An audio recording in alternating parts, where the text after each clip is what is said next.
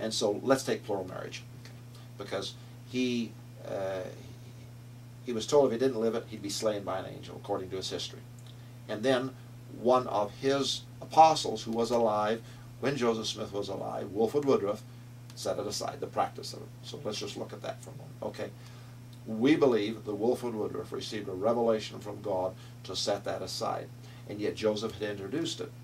It gets even more complex because when John Taylor was president of the church and he went and asked God about this, the Lord basically said, and just shortening it here, something to this effect: I, God, cannot change my law. Once I give it, that's it. And so that was comforting to John Taylor, who was very much, and so he knew it wasn't going to be changed. As soon as he dies, you see, then Wilford Woodruff looks at the whole thing, but by then the government was going to basically shut the church down so that we couldn't have our temples, we couldn't basically practice our religion. So Wilford Woodruff, seeing that, felt that it would be better to go and put this practice aside so that the government would back off and not seize church property. So it was whatever. A practical decision. Well, it was both practical as well as revelation. Revelation? Well, there was both involved. There was a practicality side to it. Wilford Woodruff prayed about it, and could see no other solution for this. And the thing is, the Lord had told John Taylor, I, God, will fight your battles for you, you'll see. So the thing is that particular thing, which came through Joseph Smith, was set aside by God through revelation, and also through the practicality. If it would not have been set aside, the church would have been basically put out of business. It would have been disenfranchised. The Latter-day Saints would not have been able to do temple work, not even temple marriage for the living, and that much less meet and convene. During that period of time, what they call the underground days, there was close to 800 to 900 marshals and sheriffs, all non-Mormon, looking for polygamists and putting them in prison and in jail. And so a lot of Mormon leaders had to go into hiding, so it was a stressful period for John Taylor. He died in hiding, if you will. Wilford Woodruff was put in prison for a brief period of time, come out. So that was something that was necessary. I mean, if you're going to look at it in terms of Joseph Smith introduced it, and then one of his successors set it aside, if it came from the Lord, and we believe it did, then Joseph Smith would be satisfied with that. So in answer to your question, Joseph Smith would be vexed with some things that he knew had not come from the Lord. But we believe in continuous revelation, and we believe that some of these things down through time have come from God for different reasons, and so Joseph Smith would be accepting of that, but he would be distressed on other things. You know, it's interesting because, you know, you've just clearly showed that there are so many differences in our faiths. Huge differences. Huge, because, you know, Jesus said, heaven and earth will pass away, but my words will never pass away. They will remain. That's the God I serve. There's none of this morphing. There's none of this evolution. There's none of this, whether it's circumvenient because the government wants to kick us out, and I'll pray about it. And with all respect, that's just a different way of approaching it versus the way I've lived under Jesus Christ in the New Testament. I know that on Judgment Day, every vain word will be judged. It's very interesting in that what he said and what he did is the law, period.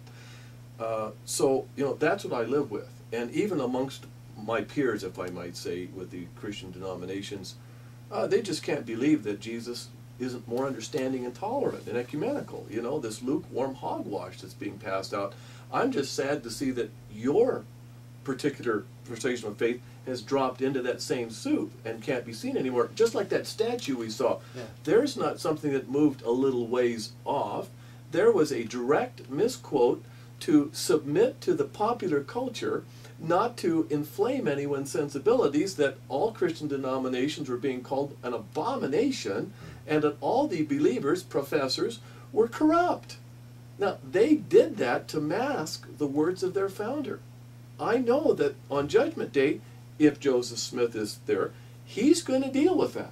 Well, yes, and he won't like that, and I'm quite sure he doesn't appreciate that. I'm sure of that, being the founder. Right. And your founder. Right, and the thing is that one of the things that makes Mormonism unique and sets us apart from your persuasion and with our Christian friends out there is continuous revelation.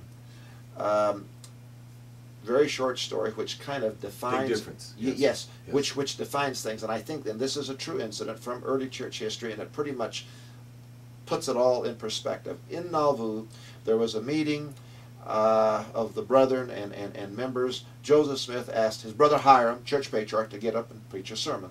So Hiram preached, and he had the Bible and the Book of Mormon, and these are the scriptures, and he preached on those scriptures, and this is the word of God, thus, thus, thus.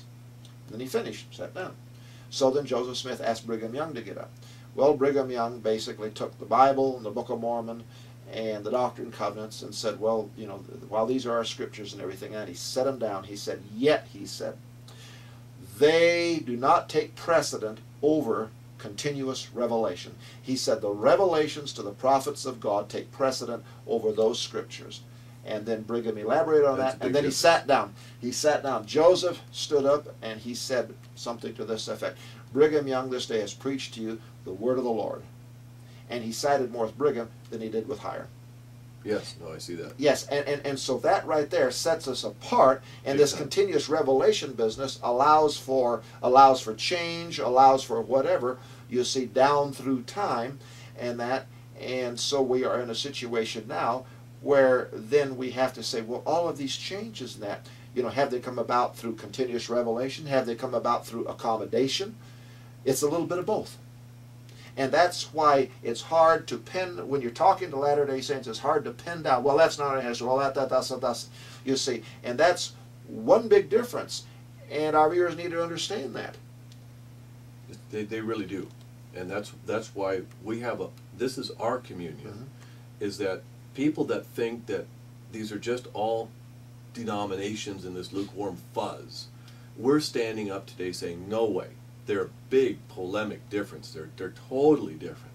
And I just appreciate, John, that we can respectfully disagree with each other in terms of what we hold true as our faith and discuss them like this. I really do appreciate this a lot. Well, Thank you. Yeah, you're welcome. And the other thing is, you know, we are out, of course, to evangelize the world. Well, like other denominations are, and we are very aggressive at it. Yes. We are very good at it, and this is why Mormonism is one of the fastest growing religions on earth in the Christian denominations. But a while ago You just said it, Christian denominations. Yes, yes. That's interesting. A while ago, I was reading a sermon of Brigham Young, which comes from the Journal of Discourses, and I need to just basically briefly tell our viewers what the Journal of Discourses is. It's a set of 26 volumes of the sermons of Brigham Young and his associates down through about 1880, 1882. And their sermons, hundreds of them, and that have been recorded in Pitman shorthand, eventually published and printed in English. In one of his sermons, Brigham Young made a very significant statement, which has stuck with me through the years. And I read it here not too long ago. He said, Mormonism is not for everyone. That's what he said. Mormonism is not for everyone. Then he went to elaborate on that, in which he said that not everyone has the capacity for truth, that the capacity of many for truth is smaller, whereas others may have a bigger capacity for truth. I have friends of mine that are new converts, and great, wonderful, you know, I'm glad you're in and welcome to the fold, but then they start reading the Journal of Discourses. I said, don't read that. Well, why not? I said, but because it'll raise questions in your mind, I said, which you're not prepared for, which the missionaries did not prepare them for. Mormonism is a very unique religion. It has its weird aspects about it. It is very strange, and I think that those that are looking at it, that we need to explain these things. They need to see all aspects and sides, and then decide, okay, you know, even though that we don't like these things, there's still things we like, so we're going to embrace it. But they don't have the whole. Mormonism has a lot of fine print to it. And it's the fine print part that people are not being directed to, which is something that distresses you and I. Yes.